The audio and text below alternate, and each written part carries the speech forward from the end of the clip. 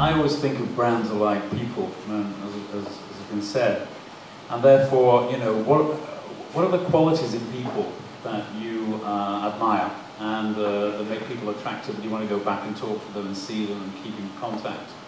And therefore, if you have certain beliefs as a person, and you hold those beliefs dear, and you act according to those beliefs, you don't change them. And that's the same with brands. I think if a brand has a purpose, has principles, you know, you gather people around you who feel similarly, can feel passionately about it, and will become your advocates, and you don't disappoint them, and you live according to those principles. What defines a popular brand is also the same thing that defines a popular person. Okay, so we've already looked at the idea that sincerity and being trustworthy is a core part of being a successful brand. Humour came through an awful lot, but it's not exactly revolutionary. It's been around for a long time. So the two things that are worth pointing out: generosity, the willingness to give something as a brand before you ask for something in return, especially offering value through your marketing. Again, this is something that Red Bull does incredibly well. They entertain you day in, day out without asking you to buy a soda.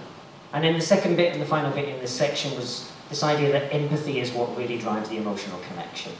The belief that the brand is one of us. It doesn't dictate to us, it connects with us in the same way that our friends do.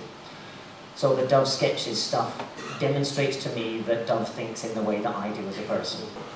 Fundamentally, a person that agrees with everybody else, you know, is not interesting. You know, when you have a dinner conversation where somebody always says, yeah, I agree, yeah, I'm with you. It's like, you know, I was just going to say that. You know, it doesn't really fuel the conversation.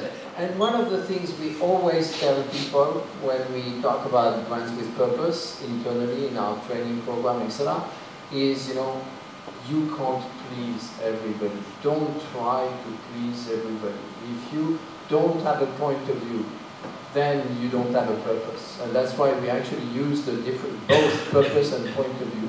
Because you need to have a point of view, and by definition, some people are not going to like it. Now, you have the Marmites or the Vegemites of this world.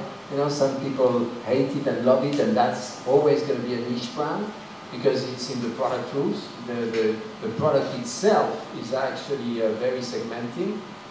But the reality, even in a brand purpose, you need to choose something that you're ready to believe in, and that other people, as many as possible, but as few as necessary, are going to be willing to share with you, to believe in at the same time. And so, don't try to please everyone, because the likelihood that you'll please no one is pretty high.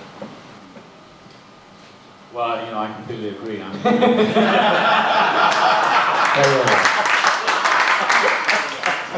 I was just about to say that.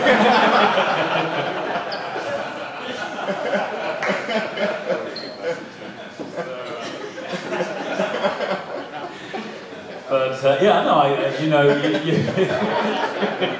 you can please, what is it, all of the people some of the time and some of the people all the time, but you'll never please all of the people all of the time, and I think that's it.